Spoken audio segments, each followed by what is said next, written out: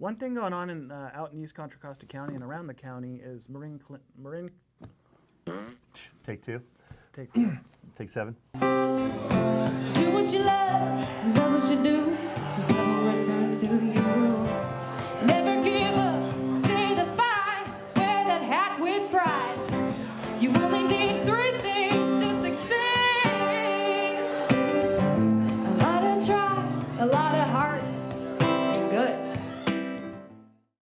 Hey everybody, Mike Burkholder, Contra Costa today. I have Mark McBride of West Coast Solar with me. I brought him on because there's a lot of that MCE rumblings going around in East Contra Costa County and wanted to kind of get down to the bottom of it and talk about solar. Good to have you. Thanks for having me. How are you doing? Doing great, thank you. So why don't you give everyone a quick little bio about yourself, and I know you were formerly elected to a school district out in Byron. Well, a little bit about me. So like Mike says, I was on the school board in Byron for 4 years. My wife is the CEO, founder of Special Kids Foundation, so we've got some pretty deep roots in the community here. And you guys like wine? We like wine. Yeah. Wine's good. So tell us about your the company that you work with. So West Coast Solar was established about 10 years ago. Another local company, family roots, Tamayo's. The Tamayo family owns it. Have you heard of Tamayo? You like wine? The Tamayo Yes. Vineyards. The sister company would be Town and Country Roofing. They've been around for about 30 years, so once again, another family that's got some deep roots in the community here. So wait a minute, when we got solar on our house, why didn't we get any wine with it? Well, you know, look at the time. I can't answer that, Mike. I'm sorry. Just kidding. Dang. That was probably one of the shortest intros you've ever given. I mean, usually yours are long and. Oh, about. You know, I got to plug you about your own company that you're working with. Oh, you want me to redo it here or what? No, we're good. Okay.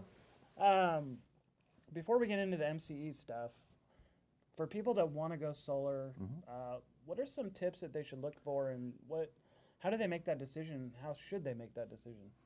Well, I think one of the main things you need to look at is the cost of energy that you're buying right now.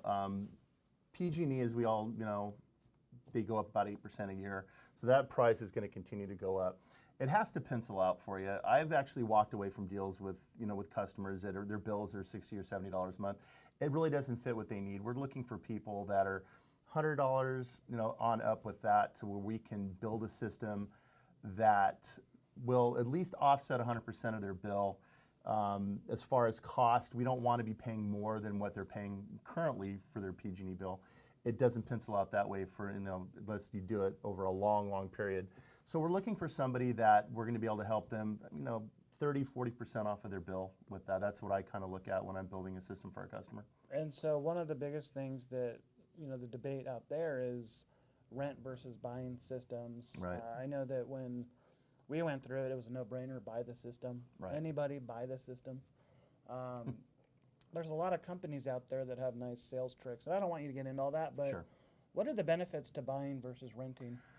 Well, right now, there's benefits to both, but what I do is 99.9% of what I sell is a purchase, and the reason being is there's a federal tax credit of 30% of the cost of the system that you get back. As long as you don't owe money to the government at the end of the year, you're going to get that money back. As long as you paid in, you've paid enough into taxes to reap that benefit. A lot of companies won't tell you that. They'll, you could be on a fixed income, have your house, and if you haven't paid the taxes, you're not going to get that money back. So with purchasing, you're going to get that back. Once again, you own the system, so as a solar owner, that it's a fixed price for you every month. You make your solar payment on the loan that you have, and once that's gone, it's free power after that. And you're talking anywhere from 15 to 21 cents a watt, and that's it. Whereas PG&E, you're paying anywhere from 20 cents to 40 cents, and that's going to be going up, considerably with that. The problem with a lease, if you speak to a lot of the local realtors, it's harder to sell the loan, or harder to sell the house with the solar lease on there. You have to jump through a few more hoops. The new owner has to agree to accept that lease. If they don't accept that, then it's the responsibility of the person who established the lease that they have to pay that loan off, and that's at full market value. So if you've had that system for, let's say you've had that system 12 years, you paid $35,000 for it, well, it could still be $35,000 you owe. You're not, when you're paying your payments, it's not bringing the price of that system down. It's fair market value of the system that you have to pay. So it's really not, it's been great, you've been paying, and having low low electrical rates and not, maybe not having a payment at all. And then all of a sudden you've got to pay that money back if the new homeowner is, doesn't want to assume that loan. Like I said, buy. Buy solar. Buy solar.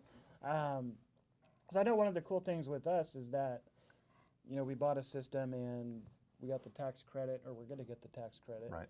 And once we pay that back into the lease, or the loan, I should say, it dropped our payment by another $60, $70. Right, and that's called re-amortizing the loan, is what that is. And a lot of the companies, they'll give you an intro rate for 18 months. They'll give you the lower rate, assuming that you're going to put that 30% tax credit back in, which is nice. I mean, it's 30% off that total system cost, so then your price is going to be lower, and your monthly output or your monthly outlay is going to be lower on that as well. What's nice about you is that since you used to be an elected official, and if you ever want to go back, you kind of got to be a little honest in your sales pitch. Exactly, and it's funny because that's one of the things I tell my customers as well. I tell my customers up front when I go and I give them a little story about myself. I tell them about what I do, what I've done in the past, and it does me no good to take the money and run. Take the money and run, or screw a customer, because I'm going to see them at the streets. I'm going to see them at Oktoberfest or whatever event in this area, in the grocery store, and it's not worth it to me to make extra money on that. It's I'm here. I don't consider myself a salesperson. I consider myself a consultant. I'm the solar Sherpa of solar energy out here. I've talked to customers, even if they go with another company, I'll say, call me if you have any reservations. Call me. I'm here to answer the questions for you because you are my neighbor. I want to make sure you're getting the best deal on it. I think it's important. So I do include that I was on the school board for 4 years. I talk about Lisa and her organization as well. It does us no good to be unethical in this industry. What's kind of the most unethical thing going on that you see? Wow. Without naming the company. Of course not. Of course not. There's a lot of companies coming in from the Central Valley. I kind of put it, if you have a pickup truck, a dog, and a contractor's license, you can install solar. Unfortunately, that's kind of what's happening. We've ran into instances. I've had a customer call me wanting a supplemental quote to a quote they got from a company that they wouldn't leave his house. The guy had to be at work at 2 o'clock in the morning. They were charging him over $10 a watt for a system that only produced about 50% of what he needed. Jeez. I came in, gave him the system that would give 100% offset on his system for a lot less, and luckily he was in his 3-day right of rescission and was able to call and cancel that other contract. So you have to be careful about people with the numbers. They talk fast. They include the 30% tax credit into the savings costs and stuff. I keep it very simple. I give you a price on the solar without the 30% tax credit in it. So I want you to see what you're paying per watt for that system. That's the true cost of a system. Sure. 30%, you bring that in if you do qualify. Some people do not qualify for the tax credit. Some companies won't tell you that. They're like, oh, you're getting this money back, this is great. That's not true. There's certain criteria you have to meet. You have to have paid into the system. You have to have you can't owe money. The one thing about it is, and I've had customers that have used 30% to pay back taxes, because it's going to come from that, because it's a dollar for dollar amount coming to you. It's not a deduction. It's an actual credit. It's cold hard cash.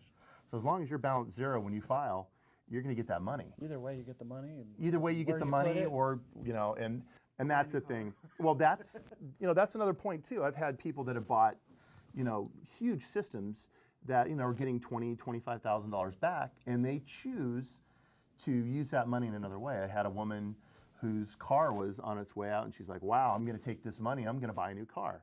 The interest rate was 2.99% on the loan, and she said, it's cheaper for me to have a 2.99% loan to buy my vehicle and then to pay. I mean, because if you think about it, what I'm paying for the solar, and depending on the rate, I mean, the rates and the terms and stuff, I've seen it, people that had $300 PG&E bills, we can get them down to $153 to to $160 payments on a 20-year term. If you pay it off sooner, the interest rate's lower, and the payment's a little bit higher, but Free power. free power once you're done.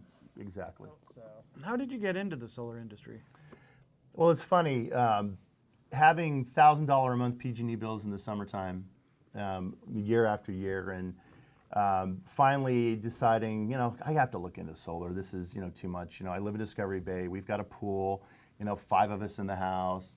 At the time, we had a really, really super inefficient HVAC system as well.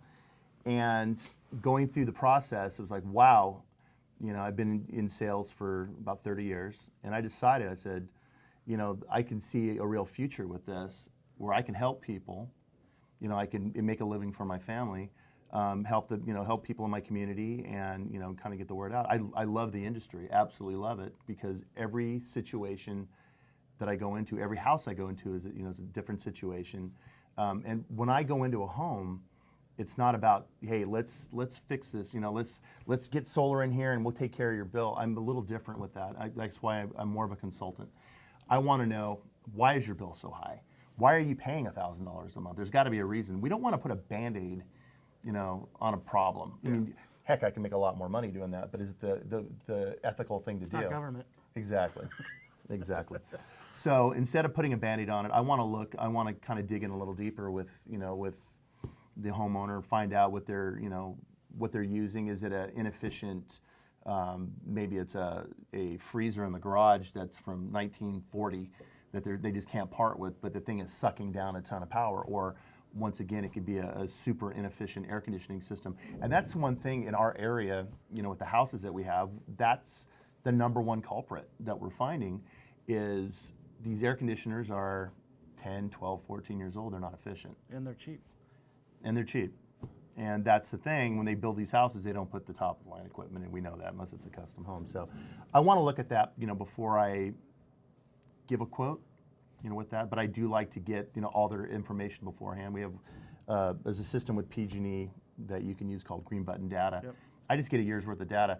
And that's one of the things too. I'm one of the most unobtrusive salespeople that there are as well. I can do everything over the phone with the customer. I don't need to be invading their space in their house. A customer can call me, hey Mark, this is what I've got. I'll say, listen, give me your home address, your email address, and get me 1 year's worth of your PG&E through Green Button Data. I can design a quote for you, looking at your roof, and doing everything remotely, and really, not have, if they don't want that much interaction, I've designed systems and sold them that way too. So I like too when you go through all that, you're almost like a geek, because you're talking about light bulbs and Exactly. The electronic systems with Nest and Right. some of the you're a techie nerd.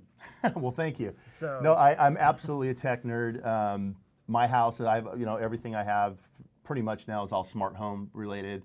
Drives my wife crazy. She hates Alexa. Because I'll, Alexa, turn off the bedroom light. Alexa, do this, and she looks at me. She goes, I hate Alexa. what about Google? I haven't tried Google yet. I'm curious to try Google, and I'm also curious to try the new Apple system, the new HomeKit from Apple as well. That'll probably be my next expenditure. Sorry, honey. That'll probably be the next thing I buy. So I'll have you back in to review all three. Yeah, exactly. There you go. Perfect. Perfect, Evan. One thing going on in East Contra Costa County is the debate over Marin Clean Energy, aka MCE. Mm-hmm. City of Oakley is going towards it. Other communities are going towards it, as well as the county. Kind of what's the thought process behind that, and how's that impacting you guys and the industry as a whole? Well, I've done a little bit of research on it. We're starting to get phone calls at the office regarding it, especially with customers who have solar, because if you have solar, you're on a different program, rate-wise, and they're getting information from MCE, and it's a penny a watt more if you decide to go, with them on the overage. Well, you're not going to get rich with PG&E. You're going to get 4 cents a kilowatt on anything overage. You're paying up to 40 cents. They're giving you 4 cents back. So that's why we never design a system that's too big. But the customers are saying, "Wow, is this a good thing? We're going to get another penny." Well, maybe not. With that, the thing with what I found with MCE is they're sourcing different energy sources, clean energy. Somewhat like PG&E, but you have the option to purchase. There's a 3-tier program with them that you're able to get their what's called their light green, their deep green, or their local. And I really don't even think the local is even being implemented right now because I don't think they have anything local to draw from. But in the information that I found on it, for example, you have your usage is 1,450 kilowatts a month, which it's an average summer bill out here. It's about $403 with PG&E. Well, if you go with MCE light green, which according to their information is about 52% renewable content, so they're purchasing 52% to that's what you're quote unquote purchasing from them. That's technically purchasing a tax credit. Well, not necessarily purchasing tax credit. It's purchasing the energy from a green source, a clean source. So wind turbine, solar farm, hydroelectric, hydrothermal. So Even though that's not a local even though it's not local, you're buying it from that source. So for that privilege, in the name of going green, you're about even if you go with a light green compared to regular PG&E service. Where it kind of goes a little weird for me is if you decide to go deep green, you're literally paying for the privilege of going 100% green, and which is nothing wrong with, obviously, because I'm in the green energy business myself.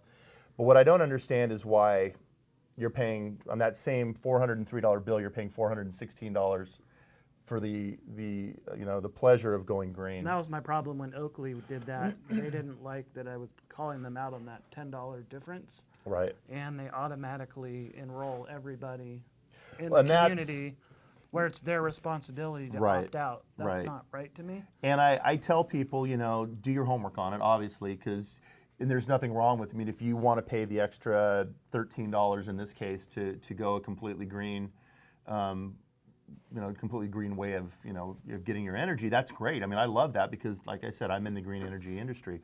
But there's a lot cheaper ways of doing it. Not to segue back into solar, but let's segue back into. But isn't solar green?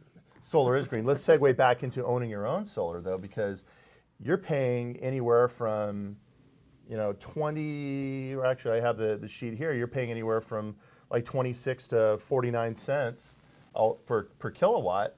If you own it yourself, you can get it from anywhere from 15 to 20. So, they're going green. I'm not sure why the push for, more solar energy, individual solar energy is not being made. So you're a former elected. I mean, what's kind of that thought process of a council or a county board of supervisors approving it? You know what? Without being on their board and kind of knowing, it's kind of hard to answer that. I mean, anytime you're on a board, you're representing your constituents. You're looking for the best option for them. You're looking, in most cases, you're looking for the best option to take care. When I was on the school board, we always looked for ways to, to make our dollar go a little bit farther with that.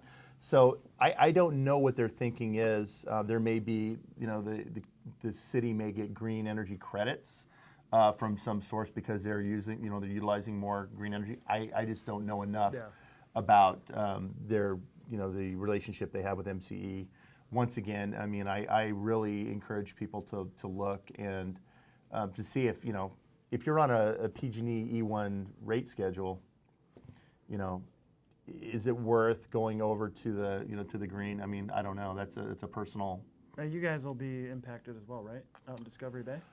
No, we're not out there. No, we're not on that. I wouldn't, being that I have solar myself, I wouldn't be. And one thing to let your viewers know as well, if you do have solar and you're in that area and you do decide to go with MCE, with PG&E you have a yearly true-up. With them, I believe it's a monthly true-up. So you got to be really careful with that. Make sure that you're not being true. If you are being trued up monthly, that you're paying that true-up bill at that point.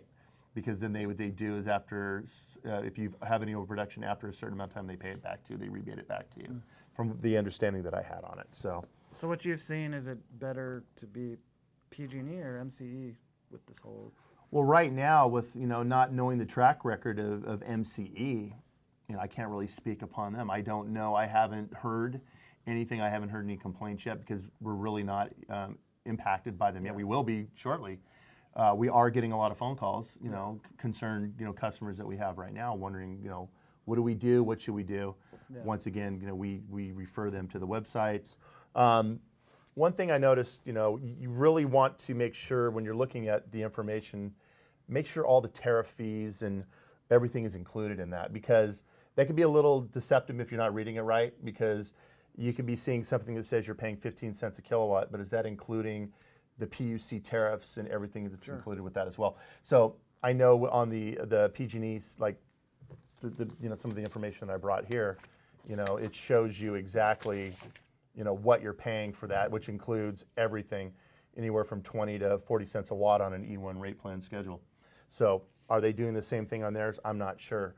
But if you're looking at the information that I had, by the 403 with that, they're saying they're 15 cents a watt. PG&E's 20 cents a watt, but yet they're the same price. So I don't think that some of that's being included on that. So just do your homework. At the end of the month, at the end of the day, I think everyone just wants their bill to be cheaper, regardless of the option. I think so. Well, here's the thing. Whether it's PG&E, whether it's MCE, you're going to have rate increases. That's a gimme. You had San Bruno. You've had all these incidents. Now you've had the Santa Rosa fires, the Napa fires and stuff. They have to pay for that somehow, for anything, the infrastructure repairs, anything with that, and of course the ratepayers are the ones that end up paying that. So, we've had anywhere from 6 to 8% on a yearly basis on increases. Last year we had a pretty hefty gas increase. We had 3 of them in a row. Right. So bang, bang, bang, bang. Things to look at. I mean, if you're wanting to, like we say, cut the ties with PG&E, going solar is probably the #1 thing to do. Give us a call. Call any solar company. I'm not making this as a plug for myself, but get the information on what we can do for you. True numbers.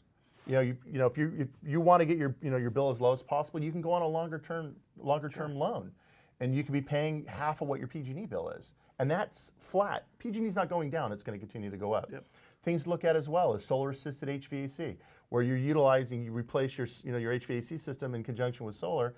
You go with an electric heat pump system, and your electricity is being your gas is being paid for at that point. The only thing you're paying for at that point is your hot water heater or anything that you're using in your gas, your gas appliances at that point. You're not paying that big chunk with that. So there's a lot of ways to skin a cat that you can get away a lot better than PG&E or going with the MC route with that. So going another route.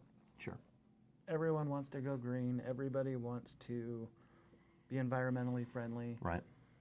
Why in the world does solar panels systems cost $35,000 or more? If they really wanted to go green, you'd make it as cheap as possible. Well, that kind of leads me into something as well, because as you well know, there's been a 30% tariff tax that's been implemented on imported panels. That's what I was referring to. Right. So, there's incurrent cost with the equipment, the technology. That's just there. That's why the systems are what they are. But at the end of the day, what you need to look at is what you're paying your price per kilowatt. If it's cheaper than PG&E, your monthly payment's cheaper, you're doing good. You're in a good situation. The systems today, the efficiency ratings are the best panels are like a 0.2% degradation. Every year they'll go down the amount that comes out. You're not going to lose power over 25 years. You're going to lose very, very little power output from those panels. It just makes sense economically if you look at, and I have spreadsheets, and I won't bore your audience with that right now, but where you're saving tens, if not hundreds of thousands of dollars over a 20-year period by going solar with that. So the $35,000 or the initial investment is actually pretty low considering that you'll be paying that anyways. And the average payoff time on a solar system is about 7 years. So that's if you were paying exactly what you were paying for PG&E and you put that money into your solar loan, give or take, you're looking at 7 or 8 years. After that, you would be free and clear. Mm-hmm. Some people go with a 5-year loan. Some people would go with they can go with a 20-year loan. It just depends on financially where there's where they're at with it. But there's ways to you can definitely justify that $35,000. I mean, there's definitely a sticker shock with that, but You know. No, I love it. I think it's the best thing we ever did for our house is go solar, and it's made it easier on the wallet. Right. It's nice to know I can turn on the AC when it's 100 degrees out, not worry about it. Right. Heck, even 80 degrees you can turn it on. Right. And one thing also, going back to the tariff, so, earlier, or I should say late last month, President Trump signed into law a 30% tax tariff against panels that are being imported from China. So that's another thing. There's a lot of doom and gloom that you're seeing on TV. We're going to lose 20 to 30% of the solar jobs. The media, good job. That I don't see it that way. Actually, I think in a way it was a necessary evil, because American manufacturing is almost gone. It's almost non-existent in the solar industry. The last truly cradle to grave solar panel manufacturer, Solar World, is up in Oregon. They were one of the plaintiffs in the lawsuit to try to get this, and they just want to survive. I mean, they want to be able to manufacture panels again, to be able to to sell in our country, which I understand that. Don't get freaked out by the 30%. That's 30% on the panels wholesale. Sure. So I mean, you need to remember, you're buying your panels wholesale. So that's only just on the panels. That's just the panels. That's not the inverter. So that's a minimal. It's minimal. I mean, yeah, companies will probably have to adjust their margins a little bit, or, what I think is going to happen is that the solar manufacturers are going to say, okay, we're going to cut our prices even lower. So, there's ways around it, to try to keep the prices lower. I don't know if that's what's going to happen, but I do. For one, I want to see American manufacturing come back. If they can do this, and they can get the American panels, the pricing in line with these other companies, that would be great. It's a win-win. It's more American jobs. I would much prefer. I'd rather sell an American product. That's what our country's about. Buy American, made in America, and that's what I want to do. But unfortunately, right now, that was pretty much, and they're still manufacturing panels on a very limited basis because they just can't compete. The price per watt, price with the Chinese panels. So if people are interested in solar or learning more about it, how would they contact you? A couple of different ways. I'm on Facebook, Mark McBride at West Coast Solar. You can always reach me on my page there. You can always reach out to me at West Coast Solar as well. Or, you can email me, markmick@westcoastsolar.com. Be more than happy to, once again, just, talk to you about solar. I'm not going to cram anything down your throat. I'm the unsales salesperson, as I like to call myself. I personally don't like salespeople. Although if someone leaves a comment about solar on Facebook, you'll respond. Absolutely, I will. Good or bad. I mean, I'm going to give you the good and the bad about it. Well, I want to thank you for coming on. Thank you.